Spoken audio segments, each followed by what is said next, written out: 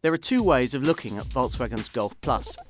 One camp says it offers little that you don't get in a standard Golf hatch and costs more. On the other side of the argument, they're saying, yes, but it's only £500 or so more, and for that, you get a car offering more versatility without any significant drawbacks. Now, since you're likely to sit solidly on one side of the argument or the other if you're in the market to buy a car of this kind, no amount of expostulating by me on the merits or otherwise of this car is likely to sway you one way or the other. Still, for what it's worth, I'm in the latter camp.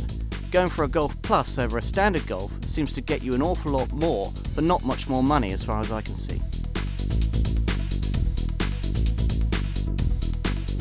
Volkswagen alone seem to think that there's a market niche that exists between a normal family hatch and a mini MPV.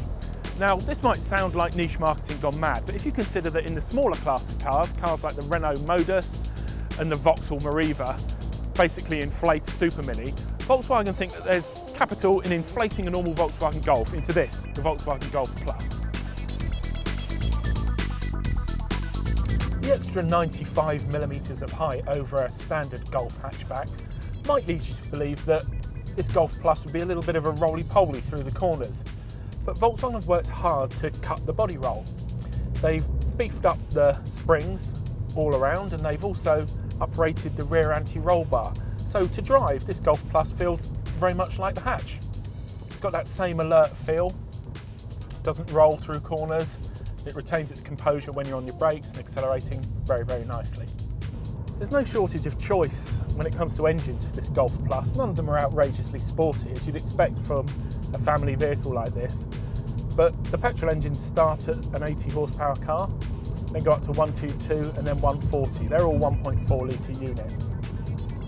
Diesel engines, well, there's the 1.9 litre diesel, which comes in either 90 or, as we're driving here, the 105 horsepower, or you can get the much more modern 2 litre TDI diesel with 140 horsepower under the hood.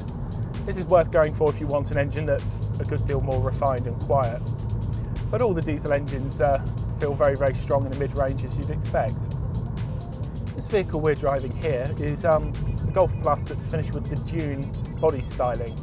Some people love it, some people hate it. It's meant to replicate the look of a 4x4, so you get the roof rails, the side rubbing strips, and so on. It's only available with the 105 horsepower 1.9 litre TDI engine, but asked a few people in the office what they think of it, and they like the look of it, so who am I to judge?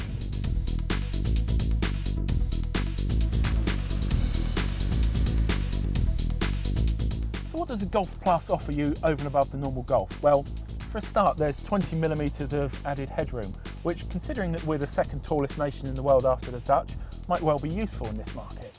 As well as the additional headroom both front and rear, the Golf Plus has a few other tricks up its sleeve. These rear seats are worth a look. They slide backwards and forwards by up to 160mm, so you can maximise passenger space or luggage space. And they also lower when you fold them down, which creates a very, very flat load floor. As well as the sliding and folding and disappearing rear seats, the Golf Plus has got a few other tricks up its sleeve. It's got this very nice twin floor system here, so you can hide things away under there or keep your muddy stuff well out of the way. It's also got a ski hatch, you can poke long items all the way through. Very, very practical car.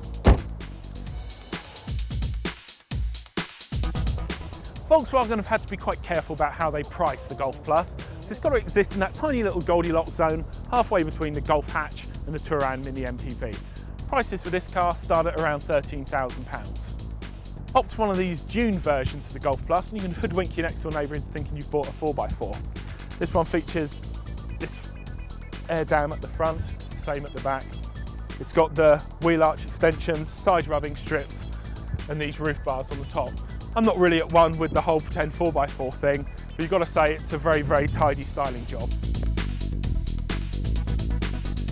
For many people, the Volkswagen Golf Plus remains something of a head scratcher. Despite quite a widespread media campaign by Volkswagen, the Plus has remained under the radar to a certain extent.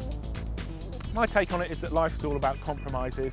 This is a very, very competitively priced product. Forget about buying a sat-nav or an alloy wheel upgrade for your Volkswagen Golf. Instead, just spend a few extra £100 and buy one of these. It nets you a whole lot more.